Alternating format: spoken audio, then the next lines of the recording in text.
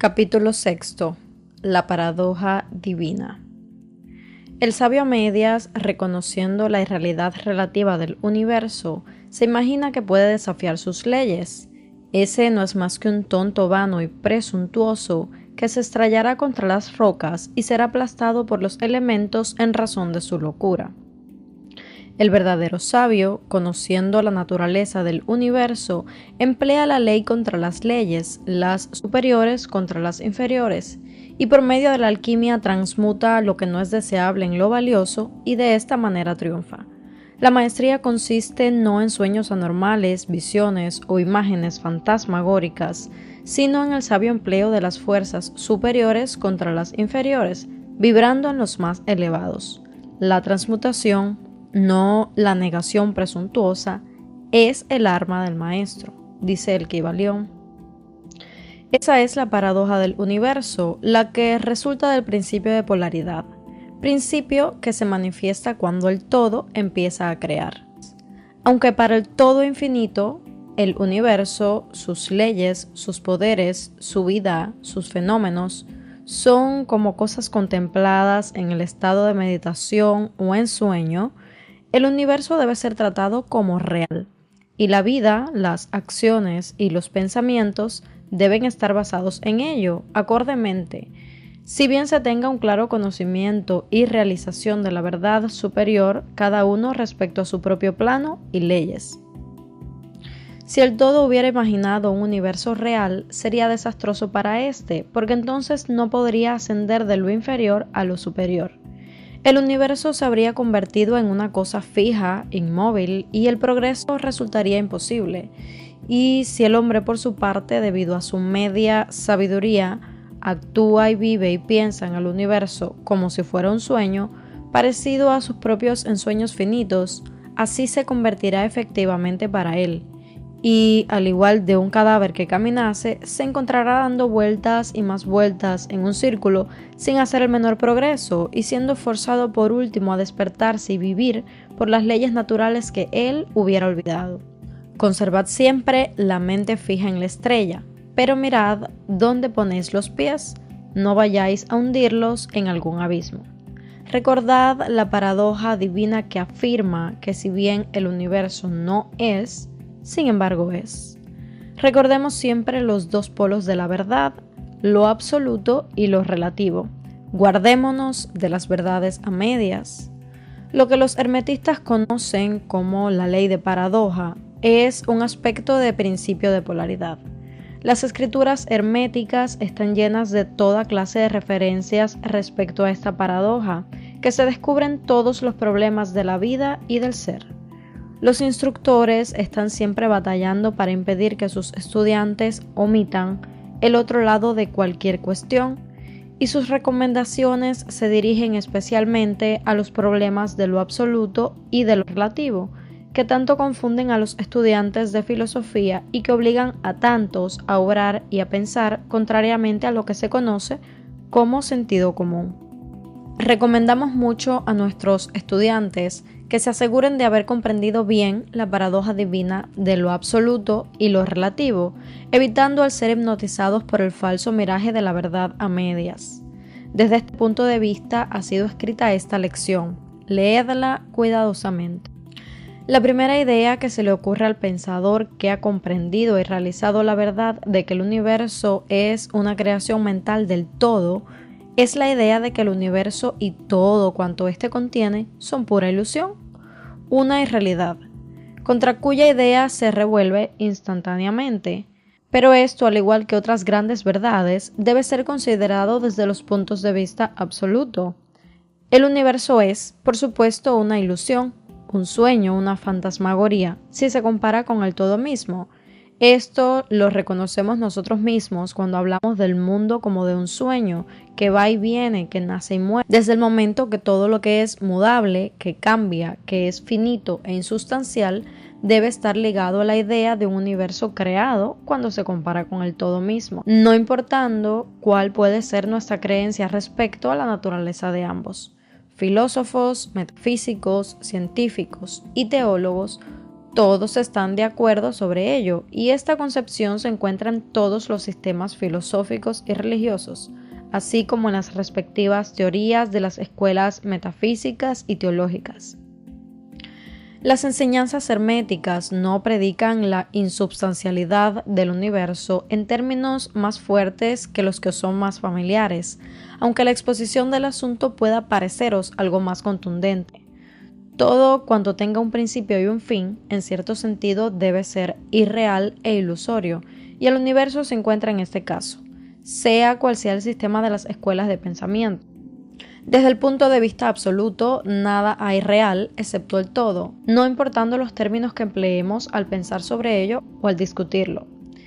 Bien sea que el universo haya sido creado de materia, o bien que sea una creación mental en la mente del todo. Es insustancial, mudable, sujeto al tiempo, al espacio, al cambio.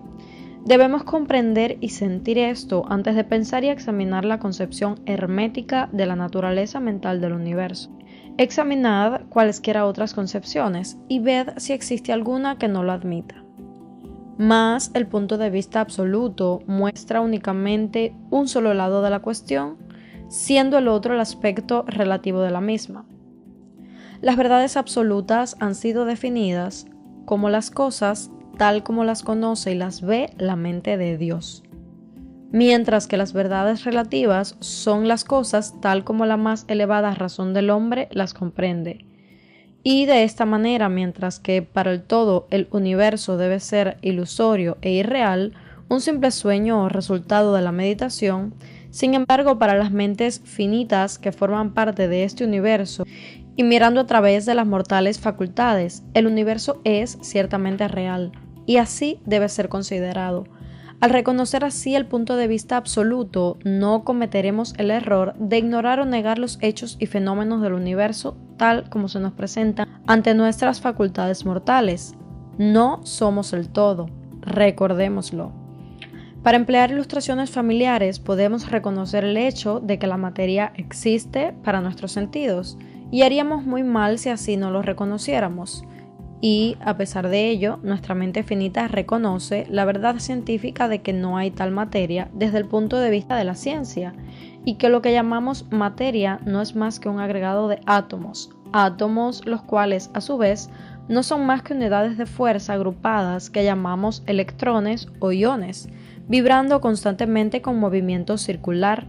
Golpeamos una piedra y sentimos el impacto, parece ser real, y a pesar de ello sabemos que no es más que lo ya expuesto.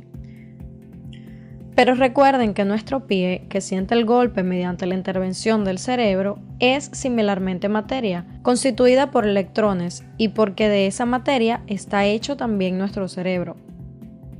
Y por último, si no fuera por la mente, no sabríamos nada ni del pie ni de la piedra absolutamente.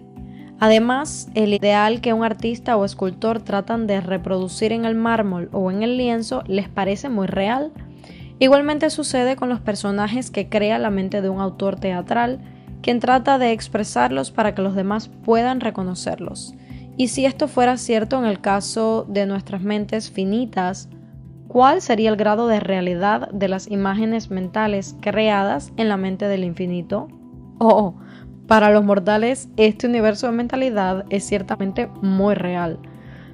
Es el único que jamás podremos conocer, aunque nos elevemos de plano en plano cada vez más alto. Para que lo pudiéramos conocer de otra manera, por experiencia actual, tendríamos que ser el todo mismo. Es muy cierto que cuanto más nos elevemos en la escala, tanto más cerca nos encontraremos de la mente del Padre y tanto más evidente se hace la naturaleza ilusoria de las cosas finitas. Pero hasta que el todo no nos absorba finalmente dentro de él mismo, no se desvanecerá la visión.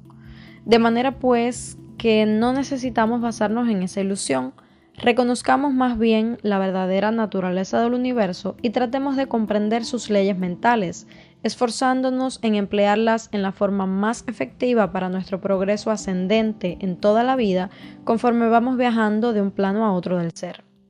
Las leyes del universo no dejan de ser leyes de hierro, porque sean de naturaleza mental. Todos, excepto el todo, están sujetos a ellas. Lo que está en la infinita mente del todo es real, solo un grado menos que la realidad misma que constituye la naturaleza del todo. No nos sintamos, pues, inseguros o temerosos, sintámonos firmemente sostenidos en la mente infinita, y nada existe que pueda dañarnos o causarnos miedo. No hay poder alguno fuera del todo que pueda afectarnos. Podemos permanecer tranquilos y seguros. Y en esta realización, una vez alcanzada, existe una plenitud de seguridad y calma.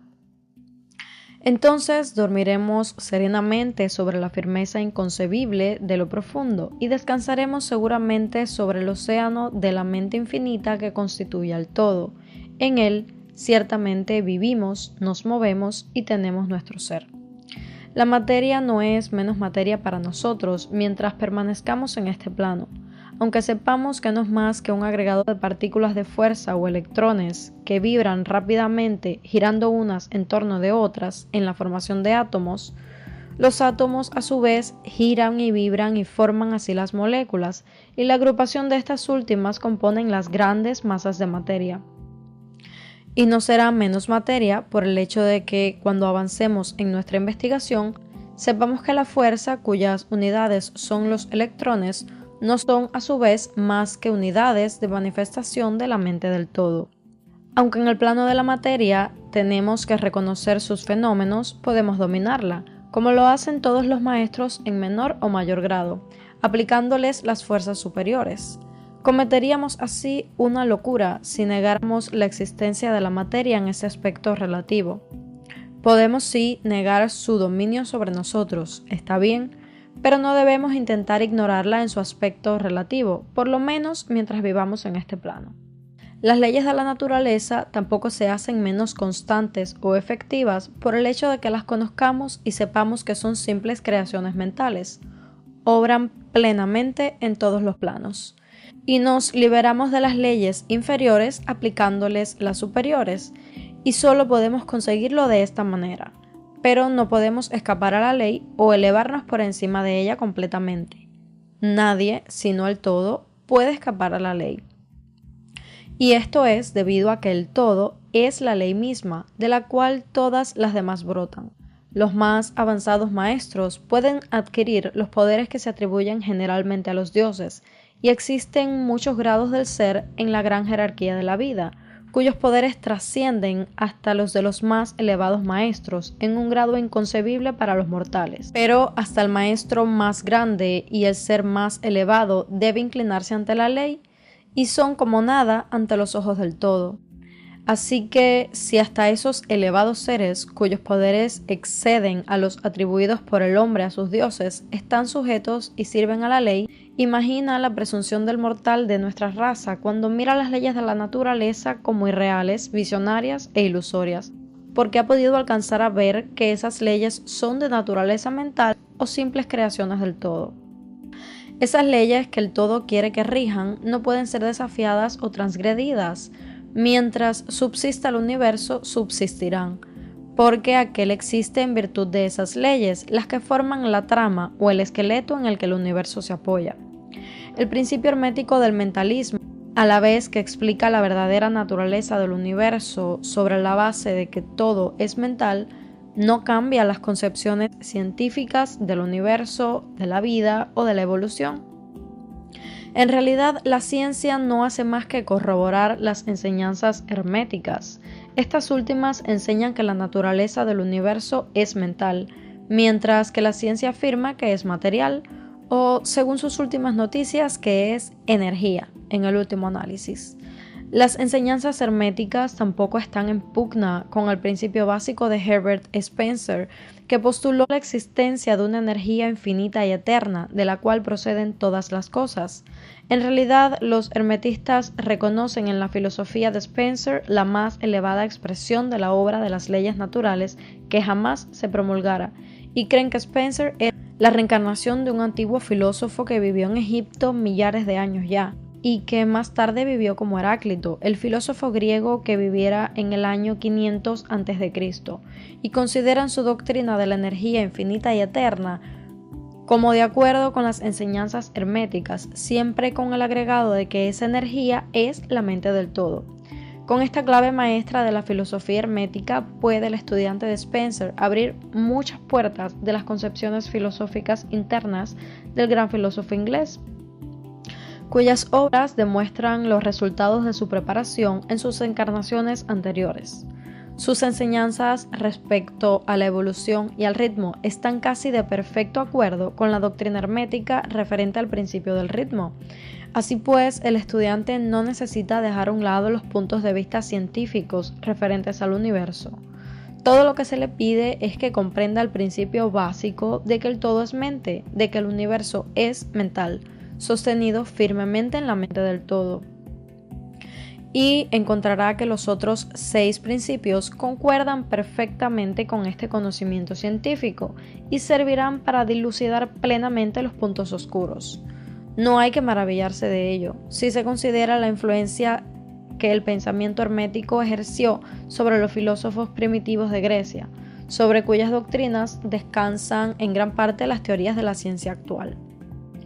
La aceptación del primer principio hermético, mentalismo, es la única gran diferencia entre la ciencia moderna y los estudiantes herméticos. Y la ciencia se va dirigiendo gradualmente hacia ese punto conforme avanza a través de la oscuridad y va encontrando su camino en el laberinto en el que se ha metido en busca de la realidad. El objetivo de esta lección es imprimir en la mente del estudiante el hecho de que el universo y sus leyes y sus fenómenos son tan reales en lo que al hombre concierne como lo serían bajo la hipótesis del materialismo y de la energía. Bajo cualquier hipótesis, el universo en su aspecto externo está siempre cambiando y es transitorio, y por consiguiente está desprovisto de realidad substancial.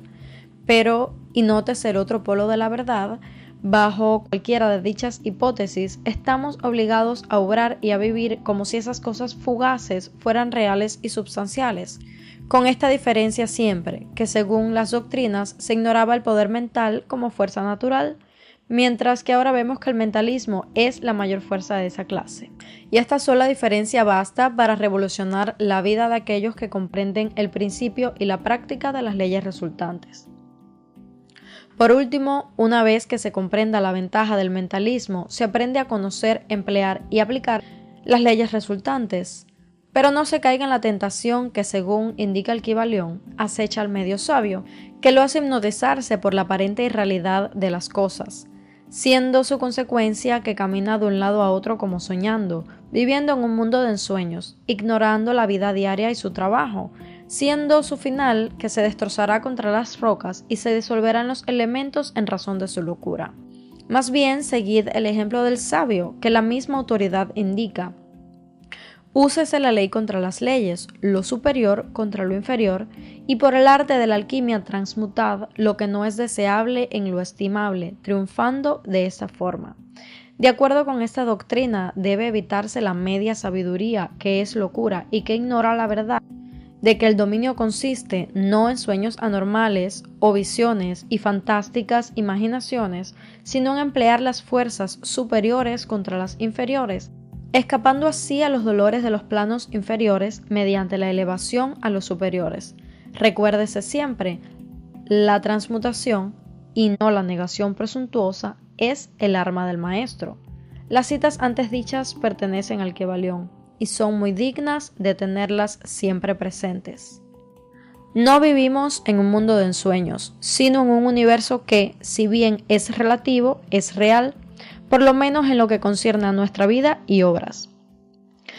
Nuestra misión en el universo no es negar su existencia, sino vivir, empleando debidamente sus leyes para ascender de lo inferior a lo superior, viviendo y haciendo lo mejor que podamos dentro de las circunstancias que surgen cada día y viviendo todo lo posible nuestras más elevadas ideas e ideales. El verdadero significado de la vida no es conocido por el hombre en este plano, si es que alguien lo conoce. Pero los más sabios y nuestras propias intuiciones también nos enseñan que no nos equivocaremos si tratamos de vivir lo mejor posible y realizar la tendencia universal en el mismo sentido, a pesar de las aparentes evidencias en contra. Todos estamos en el camino, y esta vía va siempre ascendiendo, con frecuentes sitios de reposo. Léase el mensaje del Kybalión y sigas el ejemplo del sabio. evitando el error del medio sabio, quien perece en razón de su locura. Y así terminamos la lectura del capítulo 6 del Kybalión, titulado La paradoja divina. Mi nombre es Rosita y quiero agradecerte infinitamente por estar aquí en la biblioteca. Espero escucharnos pronto en el próximo capítulo titulado El todo en todo y te deseo el mejor de los días. Muchísimas gracias por escuchar. Chao, chao.